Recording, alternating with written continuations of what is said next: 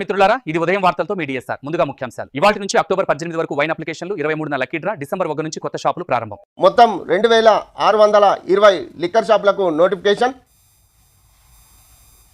గౌడ్స్కు 393, ఎస్సీలకు 262, ఎస్టీలకు 131 కేటాయింపు.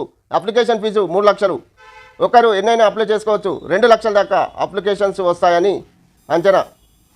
తల్లిదండ్రులను పట్టించుకోకుంటే పిల్లలకు ఆస్తిలో హక్కు లేదు.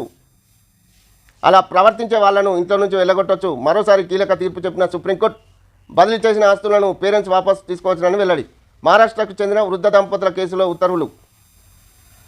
వృద్ధాప్యంలో ఉన్న తల్లిదండ్రులను పట్టించుకోకపోతే పిల్లలకు వాళ్ళ ఆస్తులను అనుభవించే హక్కు లేదని సుప్రీంకోర్టు మరోసారి స్పష్టం చేసింది. అలా ప్రవర్తించే వాళ్లను ఇంట్లో నుంచి వెళ్ళగొట్టొచ్చునని పేర్కొంది. తన ఇంట్లో నివాసం ఉండేందుకు అనుమతించిన కొడుకుపై 80 ఏళ్ల వృద్ధుడు, తన 78 ఏళ్ల భార్య దాఖలు చేసిన పిటిషన్పై సుప్రీంకోర్టు కీలక తీర్పు